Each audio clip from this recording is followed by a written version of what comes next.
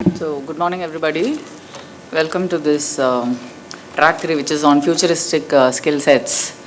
And Mr. Gopikrishna will be taking us through a session now on how to stay relevant in the wake of AI onslaught.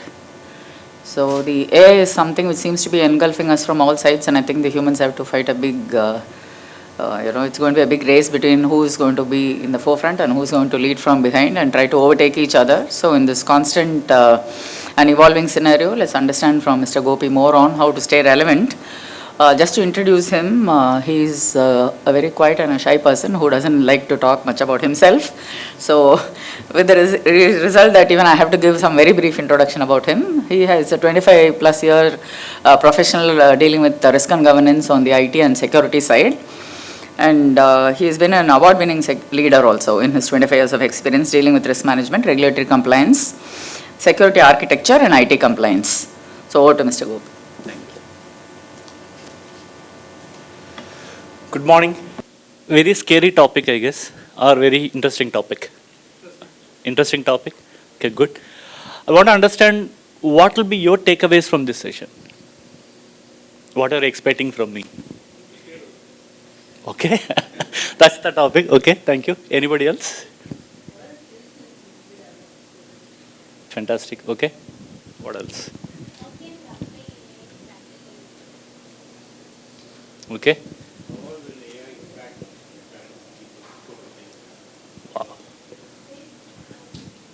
Sorry, ma'am. Safe methods. Okay. Okay. That itself is a risk. Okay, good. Let's do a reality check. Can anybody tell me what is the reality of AI today? What is the reality of AI?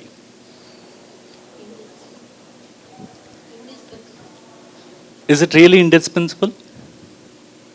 Okay. Okay. Okay. Good. Okay. Is it really a hype? No. How many yes? How many no's?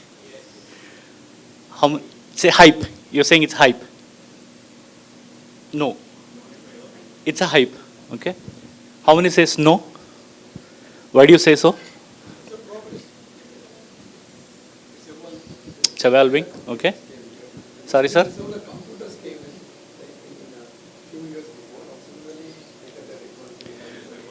Okay. So, do you think AI is only the recent developments? They've been there for ages, right? They've been there for ages. It's only the evolution, new technologies, new ways of doing. It's coming up, right? Exactly. Okay. So. I think we all spoke. It's there everywhere, right? Whether it is irrelevant or relevant, doesn't matter. AI, right? I think even the schools at 5th standard, 6th standard talking about AI without knowing what is AI, right? Is it really delivering the value or it's just a hype? That's what we understood. How many of you think AI is really giving a value? Either to the personal life, or to the corporate life, or to the society. It does, right? Right. Yeah. So it's no more a buzzword, and it's no more a hype. Okay, it's embedded in our life. It's also embedded in various sectors of industry today. You take healthcare, you take insurance, you take finance, you take cybersecurity. Cybersecurity is the most scariest word, right? So it's there everywhere. Now, how do we handle it? How do we make use of it to the best? And how do we ensure that we don't have any risks coming into that? How do we work? Somebody asked, how do I implement this in practical life? What are the skill sets I should have? You know? So let's see some of them. I may not answer all the queries what you have, but at least I'll try to touch upon the relevant ones, and then we'll pass on to Q&A. If you have any questions in between or you want to pass me, please feel free to do that. So this is very important, effective AI adoption. Just because AI is there, I don't want to use AI everywhere. Okay. So how many of you have your Android and iPhones? It's a stupid question, but I just want to understand how many of you have Android phones. How many of you are using Gemini AI very usefully in your Android phones?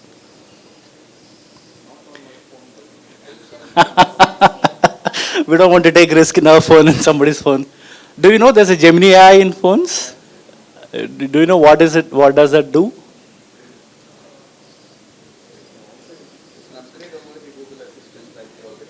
But Google has its own AI also, right? How many of you used Apple Intelligence in iPhones, iOS? It's only beta version in India, but it's there in US, but it's still beta version in India, but it's there in your iPhones. How many of you used it? Try it. It has very good options. Okay. So most of the time we are using AI for our kids project. For our own project. I'll tell you the best example. We use AI to fill our KRA and KPS during appraisal times. I have seen, I'll not go in detail, but some of my team members, when I asked them to do appraisal last year, they went to ChatGPT and they put the KRA. It gave some text. They didn't even analyze whether the text is relevant to me or not. They just copy pasted it. By looking at itself, I know it's from ChatGPT. Right. So, how many of you have used ChatGPT? Everybody. I think it's again a stupid question to ask. But you know ChatGPT is becoming obsolete and it's no more a big thing in the world? Yes or no? No? Have you ever tried something called u.com? Try it. you.com. u.com. Okay.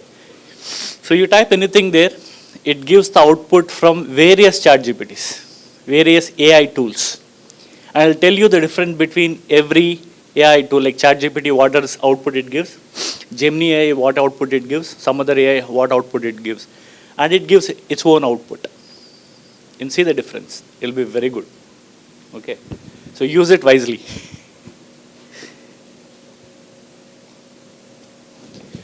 What is the role of AI in cybersecurity? I think that's the most relevant today to talk than the regular AI and things like that, right? So what's your views? What is the AI role in cybersecurity?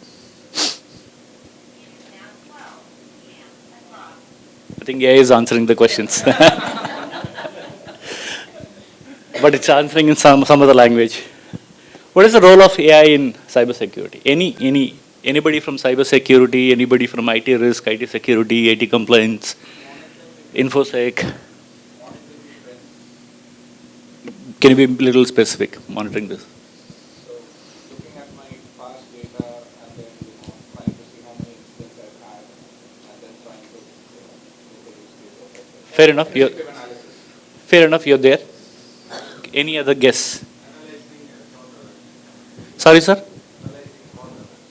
SOC alerts. Okay. Fantastic. That's a biggest use case. Behavioral analysis. Okay. Why do we need that?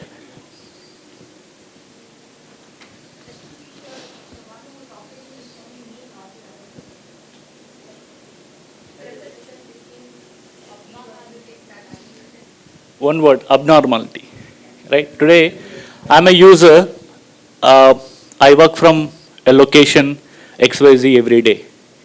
All of a sudden, I work from different location. So there's a user behavior analysis comes in picture to understand why there's a different pattern coming up. It could be genuine. Or you would have gone to a different office, or you would have worked from home, or you would have gone to hometown. Right?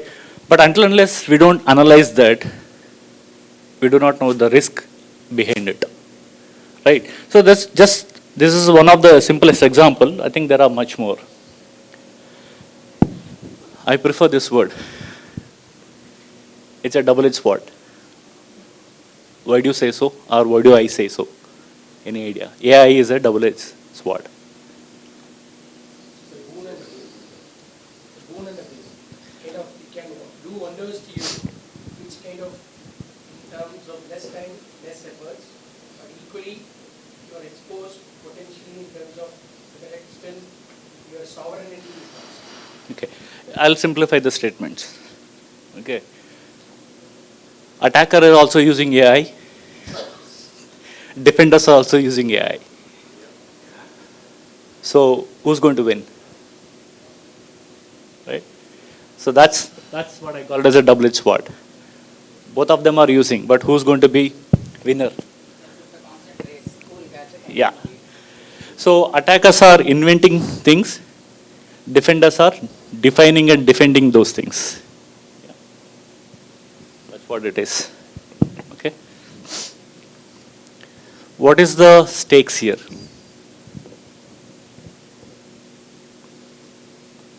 Stakes are very high, right? So I'll give a small comparison. How AI is looked into offensive security and how AI is looked into defensive security. Do you know what is offensive and defense security? You'll understand with the examples. Okay. So offensive side, this is more from a hacker's world. Right? So have you heard about phishing attacks earlier? Any example of phishing attacks, what you guys have seen? Email links, luring SMSs, saying that you won lottery, blah, blah, blah. In technical terms, we call it as a Nigerian attacks. Right? Now the beauty is, it's no more manual phishing attacks. Phishing attacks are happening with the AI. More sophisticated, more pattern behavior analysis, and more,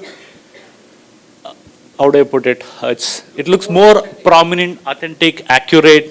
You can't even, identify that. So if attackers are using AI-based phishing, imagine how bad it will be, right? Ransomware. We know ransomware, right? Typically, any ransomware attack happens, they lock your files and they ask for money. Now, AI ransomwares are coming up. The beauty is, or the worst is, when you have an AI ransomware happen, it learns the behavior of the attack, the person who got attacked, and it keeps changing his patterns. It's no more just locking files anymore. It understands your behavior, the person who has been ransomwared. It understands its behavior and it tries to adopt and move to next steps of it so that he doesn't get his data, doesn't get his files back, our organization. That's the beauty and that's the scary part as well. Okay. Large LLM, I know how many of you know this large language modules. Basically, this is again one of the biggest issue today. When you have this language modules, basically any AI solution built based on some language module and things like that. What if I train my AI in a biased based? The outcomes will be very horrible. Simple example, you have social media accounts, Instagram. I think Facebook's is boomer's world now. Okay. Instagram, Reels, then Threads and things like that, right? So how many of, there was this, when Trump won the first time, I think there was one company, I forgot the company name, it's a UK based company, Cambridge something it comes, okay. Cambridge Analytica. Thank you for it. Okay, so there's also, if you guys are interested in that, I'm just going a little away from the topic. If you guys are interested in that, there are some web series in Netflix. Watch that. Okay, I forgot the web series name. I'll try to get before I finish the session. It all talks about how these social media platforms are analyzing a person. Guess how many kind of parameters every individual has been tagged in these social medias? Parameters. Attributes. Like if I have to identify Gopi, how many attributes this social media platform will have? Wild guess? Hundreds at the minimum. Okay. Any wild guess? You'll be zapped when I say the number. There are about 2,000 to 3,000 attributes they can use it to identify a person. That's the beauty and that's the dark side of these analytical platforms. And imagine if the AI coming in there. And if AI is being biased based on your social feeds, based on the comments what you do, based on the activities what you do, the output's going to be very, very, very, very difficult. And that's the feed will be keep coming in your social media accounts. So people who see your content, they get biased on you. Thanks to LLMs. Okay. Supply chain attacks. Not only you, I'll attack your surroundings. Right? If they want to do any organization, they just look at one organization, and they go into the organization who are the third parties who are working for this organization. I'll attack them also. Okay. I'm just given very top example. The list when I think if I start typing, I think it'll go into hundreds of pages. Okay. I've just picked up the top ones. This is the offensive side. Now look at how defenders are doing. Imagine the CISO's life. Earlier CISOs used to have fun. Now also they have fun, but in a different way. Okay. Look at that, how much they have to do.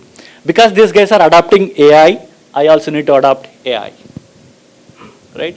So I'd have to talk about AI-driven threat detections. Your SOC is no more. SOC is gone.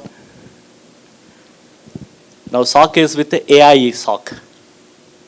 AI SIM, you know SIMs? The log collection, where all the devices of your organization, critical device, are crown jewels, all the logs get dumped into one tool called SIM.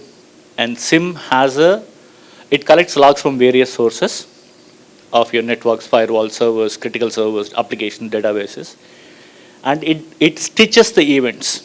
If there's a ransom, if there's an attack happens, the first thing I go is SIM. I go to my SIM and say, okay, this event, give me all the stitches and give me a canvas of events. How did it happen? SIM will give me that. Because your SIM will have connected to your firewalls, it will connect to your Active Directory. If I'm going a little technical, please stop me. It will connect your firewalls, it will connect to all your network devices, it will connect your Active Directories. That's where your authentication happens, your DHCPs, your DNS. It also gets hooked onto your antivirus, EDRs, XDRs. It collects all the logs. If any attack happens, it stitches all the events and it gives a canvas to you, saying that, hey, look, this is how your event took place from perimeter to the endpoint. So that's how it used to be. Now AI is coming up. So the SOC analyst role is becoming much easier, but at the same time, the SOC analyst also has to upskill his knowledge on how AI is stitching these events. So if you are a regular SOC engineer, where you used to write queries and get output, analyze, if I have to understand the event, a SOC analyst will take about 5 hours, 6 hours. Now with the AI coming up, with the natural language modules coming up, I just write a typical English. It reads all the logs, stitches, prepares a canvas and presents it to you. But you should know how to read that presentation. So you should keep upskilling yourself. How AI is generating this, you should know that. So that's where it's coming up. Zero trust. Once upon a time, it was the most abused word in the world in cybersecurity. Everybody says zero trust without knowing what is zero trust. Zero trust is the example which we talked about, right? User A logs in from A every day. All of a sudden, it started coming from B. Can I trust the user? I know he is regular user. He comes to office every day. Today he's sitting block 1. Suddenly he's sitting from block 5. Or he's sitting from home. He's sitting from different location. I know the employee. Can I trust the employee? No. So zero trust is all about that. Do not trust blindly. Verify and then trust. Always verify. Though he's coming office every day, though he's sitting on the same place every day, though he is using the same Mac every day, same Windows every day, though he's connecting to the same applications every day, verify every time he connects. Do not trust blindly. That's called zero trust. I've just given a very simple example, but it has more technicalities into that. Productive cybersecurity. Right? You have so much of logs available in your data centers or in your clouds or in your environment, right? So who's doing study of these logs?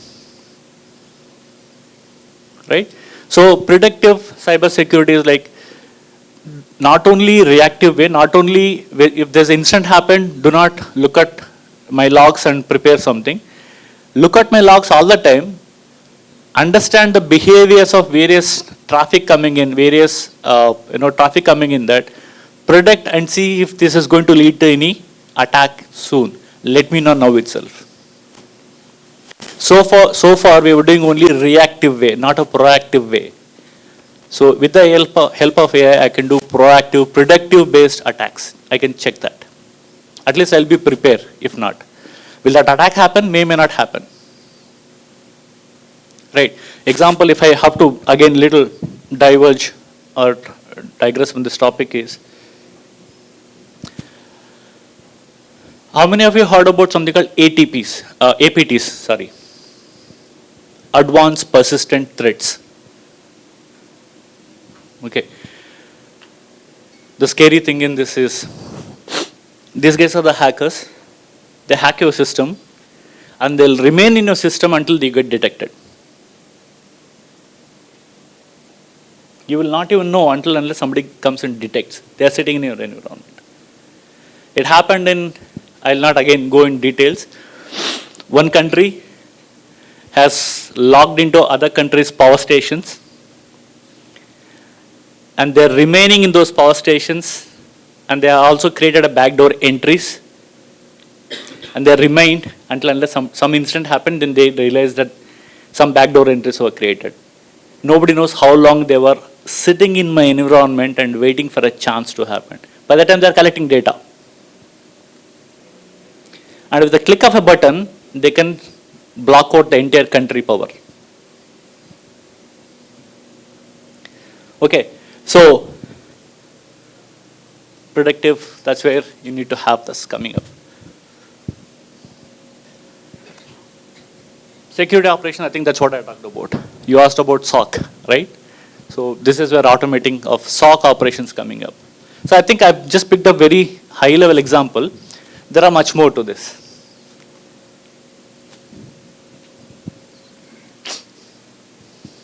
I don't want to read each and everything, but I think you understood where I'm coming into, right? In terms of how offensive security looks at, how a defensive security looks at it.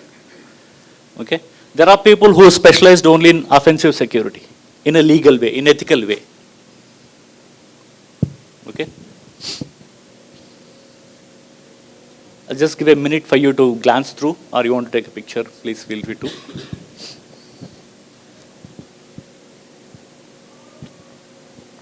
Okay, I'll move on to any questions here. I'll take a pause here. Any questions?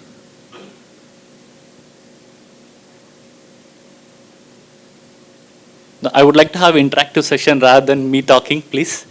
Or am I going too fast? Not relevant? Please feel free to let me know so that I'll adapt myself. Yeah?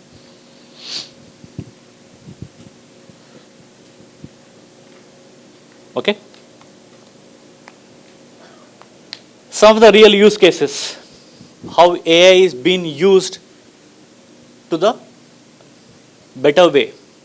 I have taken 3-4 sectors: public sectors, health sector, insurance sector.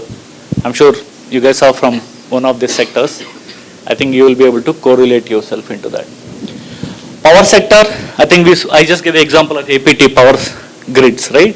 So if I have this AI-driven solutions available, it can detect predictive detections based on the algorithm, based on the pattern, based on the data, based on the queries which is coming from various users.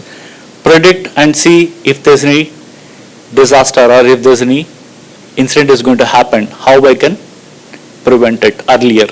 or if there's an event happened, how fast I can detect it, and how relevant I will be to handle or tackle that particular event.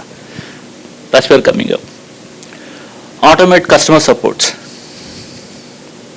Like today you go to our EB call center number, nobody even picks up the phone, right? And nobody knows when the power will come. But if I have AI, the moment I call, it can predict where I'm coming from, which sector I'm coming from, which power grid I'm coming from. If there's already power down happened, the data will be there in my logs, pick up and say, this is the estimated time it's going to take, or this is the cost. So the user experience, the customer experience can be much, much, much better. I'm just taking very silly example, live example, but imagine this in an industrial scale. It's going to benefit the power utility companies in a big way. Okay, look like you have a question? No? Okay. So it's same way in health sector, right?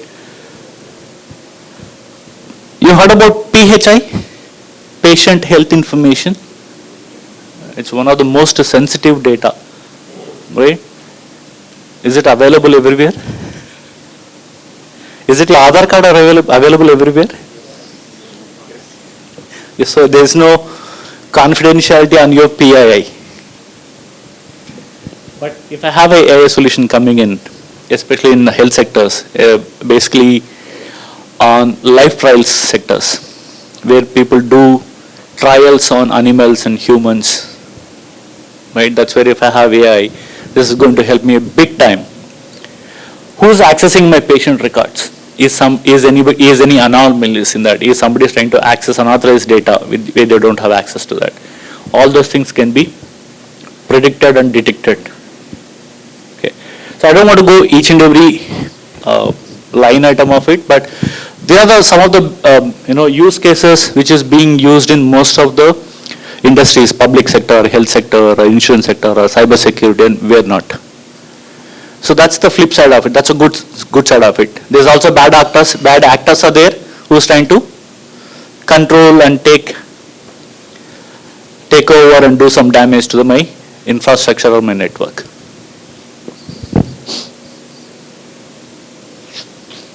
So how do we have seen the both sides now, offensive, defensive, we have seen both the sides, right?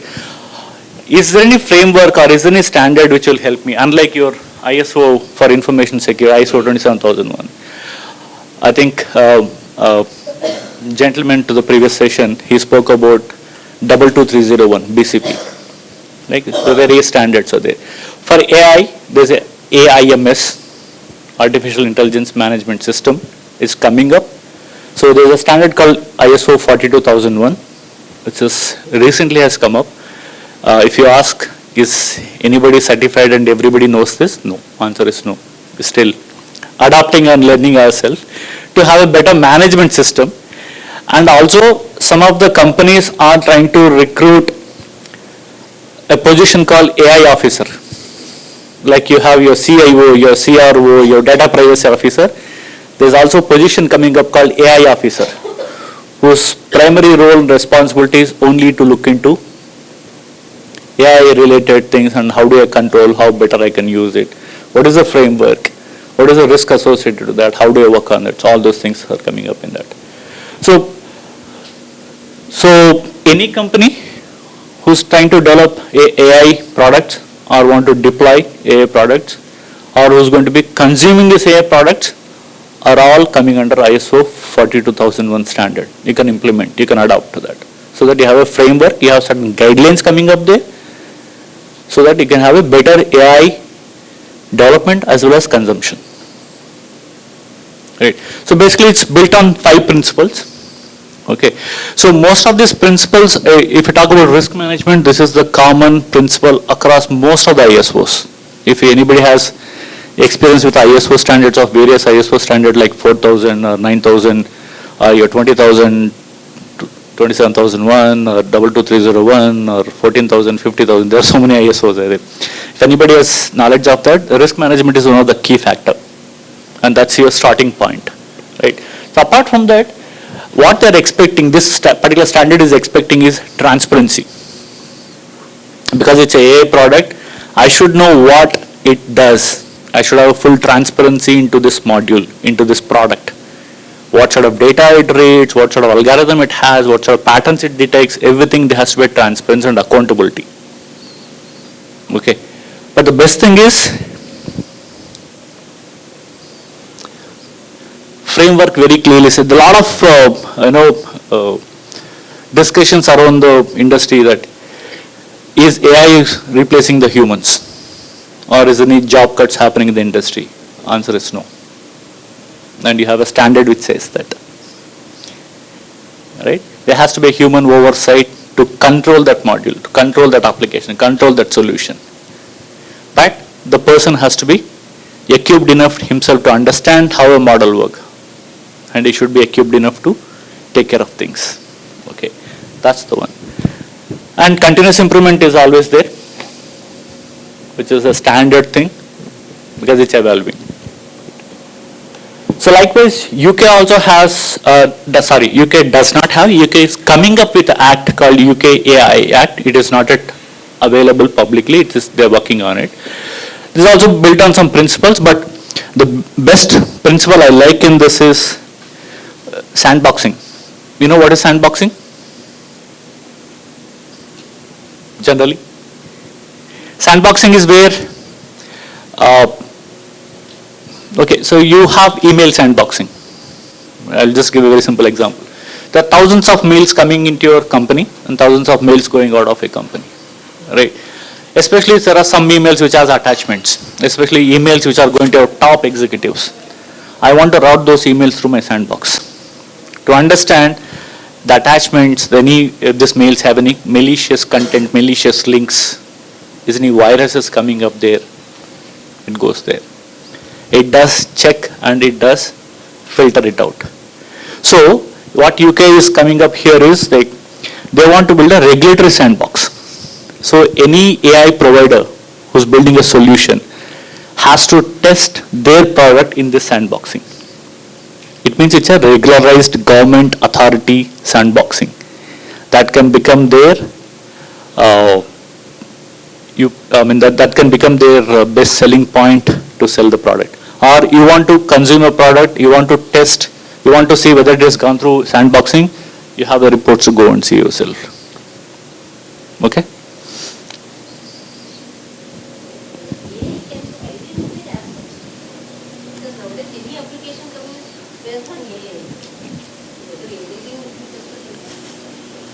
No, can you come again on that?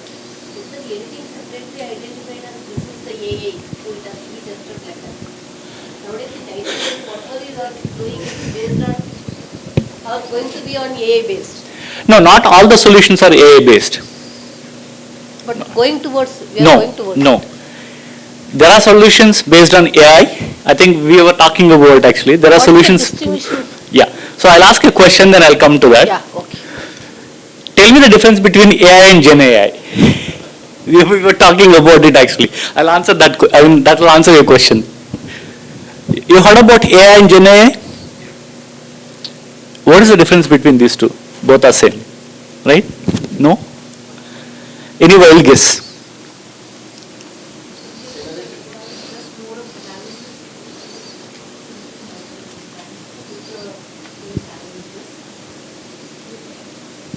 Okay, but that AI also does the same. The generative AI is more based on my prompt or input and provides the feedback to me, but AI is what I employ regularly in a set of in a preset kind of work. I'll simplify I'll simplify his statement. AI is for a specific task. For a specific task. Okay, but generative AI is not for a specific task. Example, how many of you called up your service desks? Your company has a service desk where you call saying that I have a problem, right? You call up service desk and typically what they do?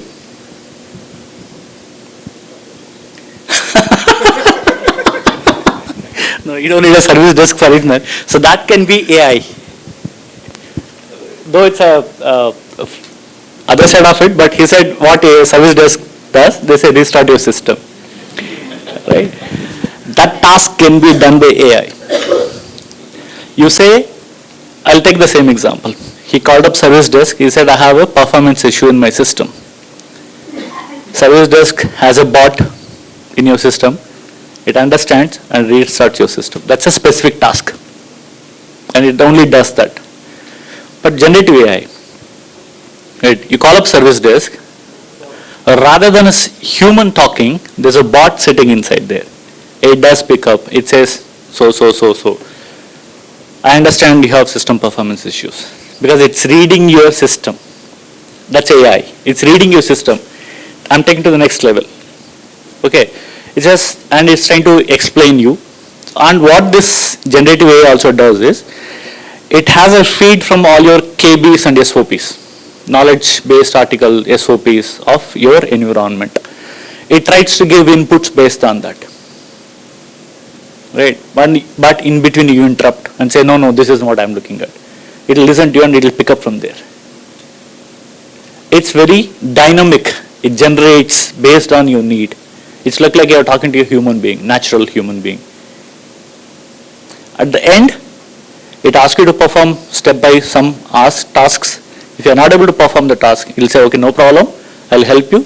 I'll direct this ticket to somebody else who can do this work. That's generative AI. Hope I'm able to answer that question. It's like probably AI is more a aggregator of a data, whereas a Gen AI is more of a using the data, create a content. That's right. Not only content, it can do any tasks further. And it is not related to only one particular task. It can do sequential of tasks. And it can cut, it can jump, it can do everything. Okay. Does that answer your question? That kind of some support system also using AI, that also will be coming under this testing. Yes. As per the framework, any AI model you are preparing, forget about Gen AI or AI, any module you want to prepare it has to go through the testing. Whether you want to do sandboxing in UK, that's specific to UK region, UK geography and things like that. But typically it's better, if I go back to my previous slide,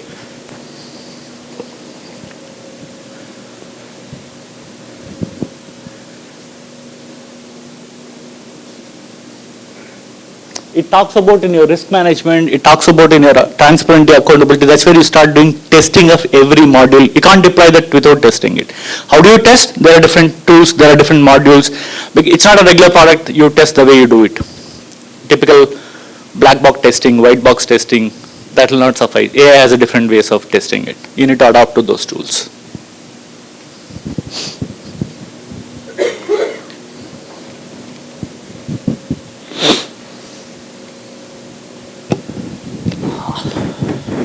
They are the different controls we need to have. Okay, somebody was talking about skills. This side of the place, somebody talked about skills.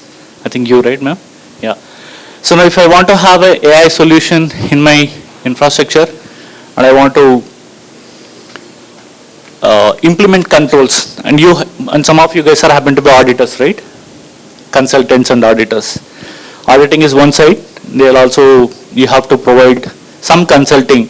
How do I ensure my AI? What are the different areas I need to look into that?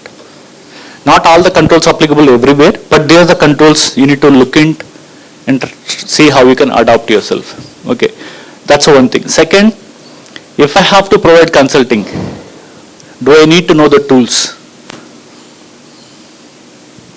No, you don't need to know. You don't need to know the tools. Rather, you should know how this solutions works. Take an example, DLP. What is your view of DLP? Data loss prevention. You heard about this? There are any tools sitting in your laptops, endpoints today? What does they do typically? Typical DLP, what does they do? When I'm copying data from my laptop to USB, it comes and says that you're copying data. Is what DLP? Answer is no. If you are authorized, it will allow you. If you are not authorized, it will prevent. But is that called DLP? No. DLP I can implement at various levels. I have email DLP, I have web DLP, I have endpoint DLP.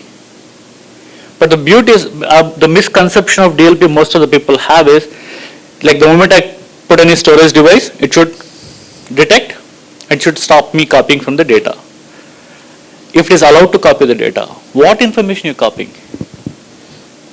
Who's reading the metadata of that information? Who's trying to read whether it's a classified information, confidential information? Where are the tags for it? So any typical DLP solution has to traverse across your network, do the discovery of data, and do auto classification, labeling. That's where AI generated DLPs are coming. The regular DLPs, it is not possible to do auto labeling, auto classification. Because your data is like vast. I can take a file which has all my sales RF information, I'll put it as a public. I'll put it as an internal, or I'll put it as a personal. Various coordination or various data classification. But when I'm sending the data, is my endpoint DLP detecting it? Today, no, because you are not configured your endpoint DLP to give an alert if I'm copying a confidential file, or a file which has a confidential data, or a file which has a tag of confidential. Am I tagging it? No. When I'm sending an email with a confidential tag, is my email DLP looking into that? When you're copying data from SharePoint to OneDrive to another OneDrive, from OneDrive to other person, OneDrive to customer, who's reading what information I'm copying between the web? So the age-old DLPs, the conventional DLPs will not fly anymore. AI-driven DLPs coming a picture. There are multiple solutions are available. I don't want to be any product biased here. I will not take any product name, but there are tools available which does the work. Okay, so some of the control, the basic control which we need to have is MFA. I think this is there everywhere now, right? How many of you enabled MFA in your mobile? Two-factor authentication in your mobile. Various ways are there.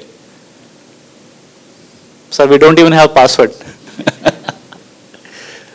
Please have it, two-factor authentication wherever possible.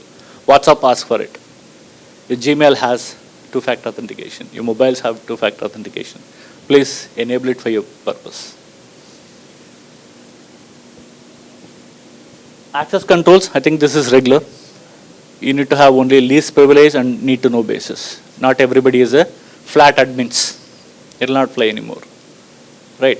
So even if you have privileged user or elevated users, they should go through a container, or they should go through a solution where their activities are getting monitored. Okay, there are solutions called PAM, privileged access managements. Okay, how many of IT guys in this room? Okay. How, if you know, how your domain admins, your server or network admins are logging into their respective devices?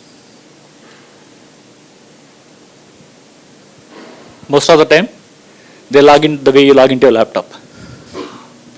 Do a telnet, or do a RDP, or do a gem server, to access the server, do the activities. I'm a privileged user, but I have restrictions in my privileges. I can only do L2 or L1 level access. Somebody is supposed to do L3 and L4 level activities. Who's monitoring where they're getting recorded? I logged in as a L2 user, but I'm doing L3 activities. I'm doing L4 activities.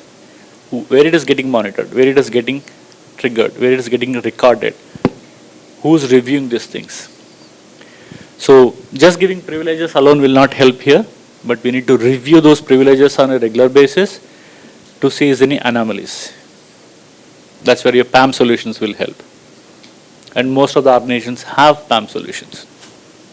So typically what is happening here is, that's where there's one of the standard has a control. A domain admin typically should have 2 login accounts. What is happening today? You have a domain admin, okay? he logs into his laptop with the same credentials. He uses the same credential to log into one of the server as well. If his credential gets compromised, my domain credential is also compromised. So how do I restrict those things? That's where your PAM solutions will help. Till you log into PAM, you're a regular user. Once you log into PAM, you become an elevated user. So we can put a lot of rules, conditions. There are tools available which will ensure. And it also does screen recording of your activities.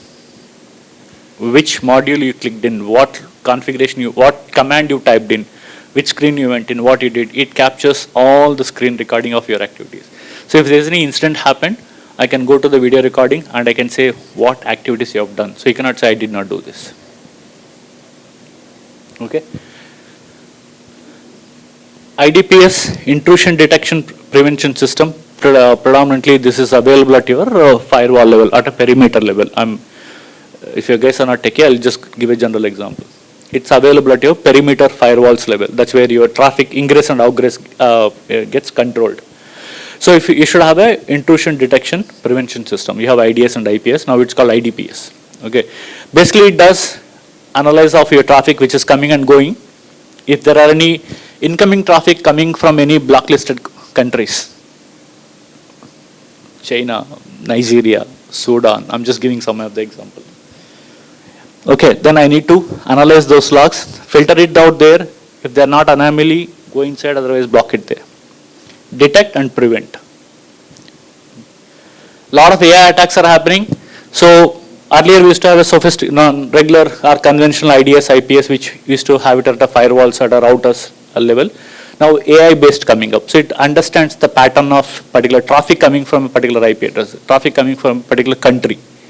Why there's so many hits coming from this particular country? What scenarios this traffic is coming inside?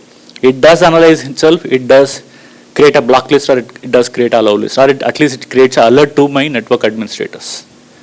Okay. DLP we spoke. SIM, I think we touched about. Right. No more. The conventional SIMs are gone out of the world. And nowadays the beauty is, earlier we used to have antivirus in every laptop. Antivirus has gone out of the industry. It's something called EDR came in picture, endpoint detection response.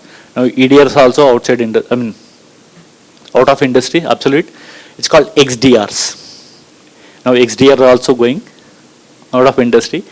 Now most of your SIM solutions are having capability of XDR itself. So XDR plus SIM, my telemetry will be huge of a particular endpoint. Because any attack happens at the endpoint only. Yes or no? Ultimate aim is the endpoint, user, right? But if I have to understand how this attack happened, my EDR does not give how did it happen from the perimeter, but the XDR with the SIM will tell me how did it happen, how did it got penetrated from my firewall to my endpoint. It gives the entire attack surface path. That's the beauty here. We also have a source solution. Basically, it detects automatically, it prepares incident response, automated incident response, orchestration of your events, logs, AI based coming up. Defense in depth, multi-layer of your security controls. I should have controls at my perimeter level, I should have controls at my VLAN level, I should have controls at my LAN level, I should have controls at my desktop level. So you should put controls, like if you go into any facility, any IT companies, you have a boom barrier at the beginning. Then there's a security guard. Then you have access control doors. And there's a security guard again coming up. So there are multiple layers of security, right? Why? To prevent any unauthorized access. So we need to have defense in depth things like that. Encryption, very, very important. Encryption is not only while I transmit the data, encryption I should have while our data is resting at your systems. So if you look at most of your laptops, Windows or Apple, most of your laptops are encrypted using BitLocker. BitLocker is most widely used, but there are other companies who use their own products. Why are we having disk level encryption on your laptops? In case if you lose your laptop, data cannot be taken care by any other person. That's a BitLocker. Apples have their own BitLocker called BitLocker equivalent called File Vault. File Vault will be available there. Encryption. This is at the endpoint level. But when I'm transmitting data my network layer, I should have encryption protocols, your AES protocols, things like that. AES 250 KB encryptions. You also have data sitting in your backup systems, your backup servers. You take data of your backup. You take backup of your data, right? Critical application, not the end user data. When they're available in a backup solution, that backup solution should be encrypted. In your earlier session, there's a backup topic on business continuity and ITDR. They are coming up there, right? That's where encryption also will help. If any ransomware happened, if they don't have encryption, my data is gone. Firewalls, I think it's very, very rudimentary nowadays. It's gone beyond it. Most important, train and educate employees. You might have very good process, you might have very good technology, but if people are not aware of this thing, entire system is collapsed. People are the weakest link. At the same time, they are also strongest one because they are adhering to that. They are implementing solutions. But predominantly, people are the weakest link because you have a lot of social engineering attack happens, your phishing attack happens, sophisticated AI-based phishing attacks are happening. Right? So, DSPM solutions, I do not know how many have heard about. Data security posture management solutions. Like nowadays, everybody says cloud, cloud, cloud. I think cloud is also sort of moving away from industry, right? How do I ensure my cloud is secured? So we have a solution called CSPM, Cloud Security Posture Management Solution. It could be AWS, it could be your Azure, it could be GCP, it could be Oracle, it could be Cisco, it could be any cloud service provider. These solutions will goes through your entire cloud, understands all subscriptions, tenants, the servers inside, what sort of security flaws you have, and it gives the visibility of your entire cloud landscape, and you can implement various controls. In the same way, because data is the money now, right? Data is the new gold, right? So I have so much of data, and there's so many AI solutions coming up. I do not know who's reading what my data, who's using my data, right? I should have a visibility of my data across my platform, across my landscape, across my network. So who does that for me? Who gives the visibility of the data? You have tons and tons of data available in your SharePoints, in your company SharePoints. You also have tons and tons of data available in your individual OneDrives or shared OneDrives. Your databases, your application, it has. Who's going to read all these platforms and gives me a security posture of my data? How many files are being tagged as a confidential? How many files I have? How many SharePoint links are being shared to public? Or rather, you're going to public access without knowing. All you know is create a SharePoint and give access. But you don't realize whether it has a public access, private access, or need to know based access. We do not know. So if I have a DSPM solution, it travels across my platform, identifies how many classified information I have, how many unclassified information I have, how many sites are exposed to public, how many sites are exposed without permissions. It gives that entire visibility, and I can put a lot of AI. It also comes with AI. It analyzes all your data, and it will tell you what controls you need to fix it, or what controls you need to execute. You just have to click a button called execute. Understand the logic behind it, and just click it. It fixes everything. So this has become, DSPM solutions are becoming very, very, very powerful nowadays because you have so much of data sitting across the platforms. Very important, continuous monitoring and adoption. We need to keep monitoring, we need to keep learning, we need to keep adapting to new solutions, new technology. Is there any end to it? You have to be wise enough to pick up the right solution. You can't pick up every solution available in the market. Right? There was a time, there's so many tools were implemented in endpoints, and endpoints are becoming very heavy. I have an encryption tool, I have a EDR tool, I have DLP tool, I have some other tool sitting in my, what is going to happen to my endpoint? How much of process it can take? Because everybody runs their own things in that system. What will happen to my end user performance? End users will come and say my system is very slow, I can't even open a simple Excel, I can't write a macro, I can't open a PPT, I can't open a mail, it crashes. I'm giving 16 GB RAM of a system, and still that's not working. Because the agents are becoming fatter and fatter and fatter because it has collecting a lot of telemetry. So there's no end. How much trouble I can give to my endpoint? You need to be wise enough to do that. Okay? And data governance, risk management. Another thing is, if you are developing any AI platforms in your companies, stop giving bias-based data. It will only give bias-based data. Okay? And when you have any AI platform, start feeding this AI platform with the new data every day. It's not that I have an AI platform, I gave tons of data and that's it. No. Because your data keep changes. Data patterns are changing. Data, the way it's being accessed is changed. Right? You get new data every day into your network. So keep feeding this data back to AI and see how AI is generating, how AI is understanding, how it is performing. Okay. So these are some of the controls which, if you happen to be auditor and if you happen to do any auditing on any company, whether you have AI or not, that's a secondary. But these controls will help you to understand the IT risk landscape of it. And not all the companies will have all of this. We need to be a little judgmental there based on the company objective. But if you are able to understand, if you are able to audit these solutions, I think you're good with that. In order to have IT checklist, you know to have audit checklist. Most of auditors will have a checklist, 1, 2, 3, 4, check, check, check, check. No, that's not going to give any results. Your IT audit has to happen, especially IT audits, has to happen based on the risk universe. You define the risk universe for IT based on your organization requirement.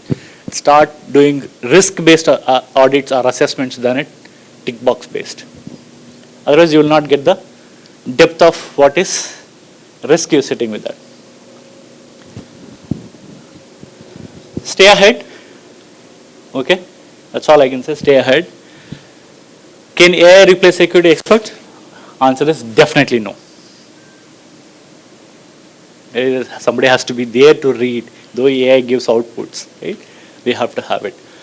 Okay, so it requires still human intervention, intuition, intelligence to have a perfect AI solution into that. So with that, I'll take a stop here. I do not know how much was able to relevant in giving my experience in terms of AI and cybersecurity. So if you have any questions, I'll take it. Otherwise, we are good for lunch.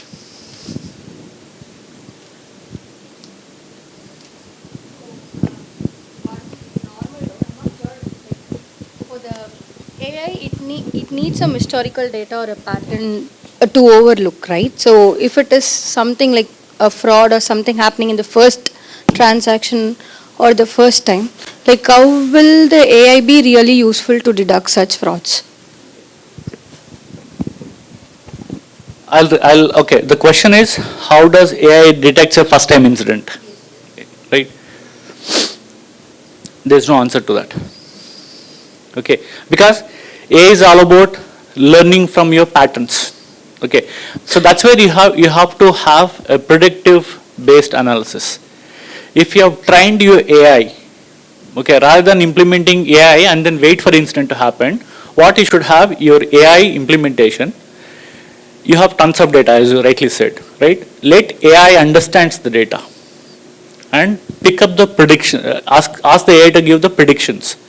What are the areas I might will have an incident coming in picture, or event can happen, or a risk can materialize.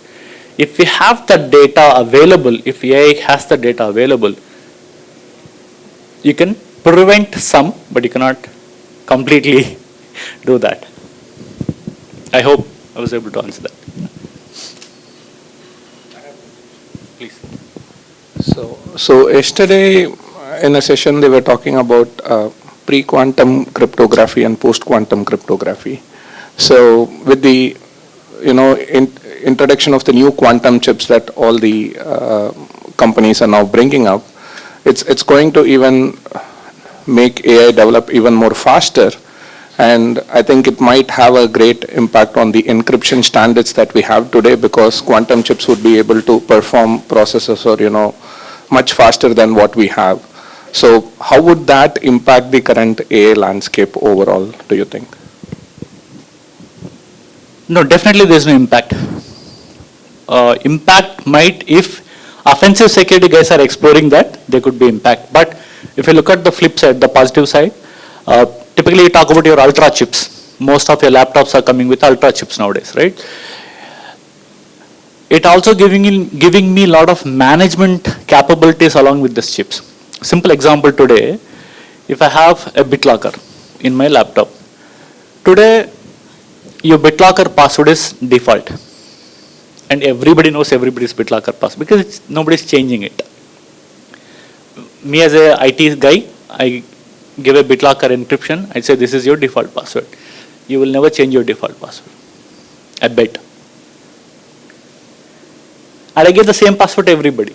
So everybody knows everybody's BitLocker password. Or everybody knows everybody's encryption password. Right? But with this ultra chips coming up, it is giving me management of my encryption.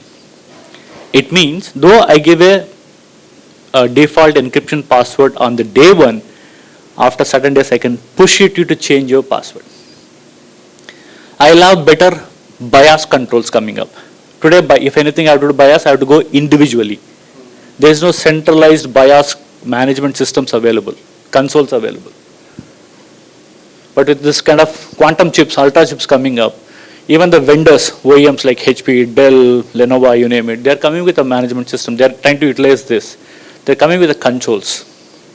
And the beauty is, most of these OEMs are giving an agnostic of OEM consoles. Like HP means it will not work, it not only with HP, it can work with Dell, Lenovo, with certain limitations. That's the I look at it as an advantage side than as a flip side of it. Flip side will be there all the time. You cannot negate that, right? But how do we use it? How better we can make it? That's where it looked at. So ultimately, user experience makes matter.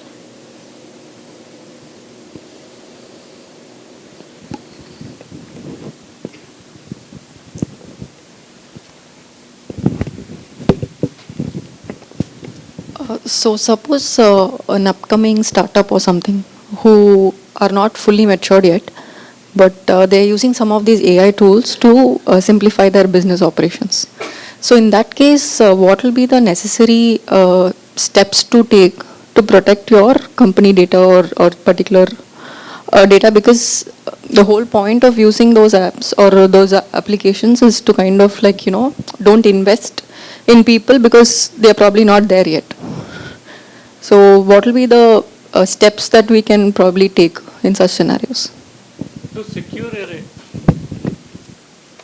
if you want to have, most of the startups, again, there's nothing wrong about it. Most of the startups look for free or openware or a freeware solutions because of their nature, because of their budget and things, which is okay. But what sort of controls you want to have? You identified certain tools. You identified these tools will do this XYZ tasks, which is going to help you a lot, right? But what sort of controls you want to have? That will not go away from the previous slide which I showed. You have to have, not all of them, at least you have to have some of them, those controls. But again, it depends on your business objective. It's not like one size fits for all. What sort of business, you are into telemarketing or into digital marketing, the controls will differ. If you are into different startups, controls will differ. But in terms of the philosophy of the security, cyber security controls will remain the same. Again, whether you want to go for a commercial software or freeware software, it has its own risks. Let's say if you want to have more of freeware, openware softwares coming up, somebody has to do risk assessment on these freewares and openwares. It's like a Diwali shopping, no? Buy one, get one free. Right? You do not know what comes with that. So first thing is do risk assessment. That's what every standard talks about, risk assessment. What are the vulnerabilities this particular tool has? Right. So I don't think I should talk about any product here. Okay, there are products. People were using this product because it was a free for network monitoring, monitoring and all. But that particular product has a lot of flaws and it was exploited by attackers. So everybody goes, like, wow, I was using this product, now it is exploited, what do I do? Because it's a freeware. You can't even ask somebody saying that, give me the controls. No. So what is the risk assessment you have done before you implementing? Risk assessment plays a major role here. And then you define the controls. Time for one last question before we break for lunch.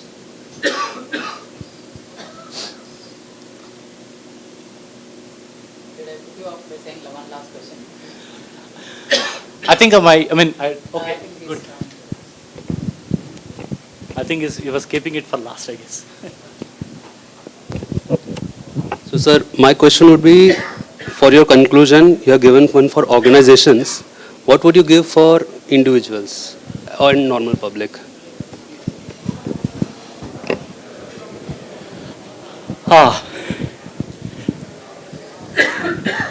Okay. Maybe I'll take one silly example, okay. Do you go out of your home without locking the door? Why? For what? From what? For what? From what? Theft or robbery? Your assets? Assets in terms of your gold, money, diamonds, blah, blah, blah. Assets in terms of people, your family. You want to protect them. That's a basic security thing, you're following it. Same thing is applicable in the cyber world as well. Okay. Simple example. I'll take a simple example. There was a girl in US. It happened long back, more than 10-15 years back. She was doing a thesis on social media chats.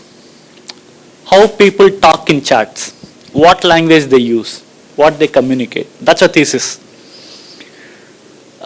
Those days used to have this Yahoo chat, Google chat, those things. And there has to be public chats as well, where you log into public forum chats and talk. So she did all those things. Okay, she submitted thesis, and everything was good. But later she comes to know that her pictures was available in inappropriate sites. What could have happened?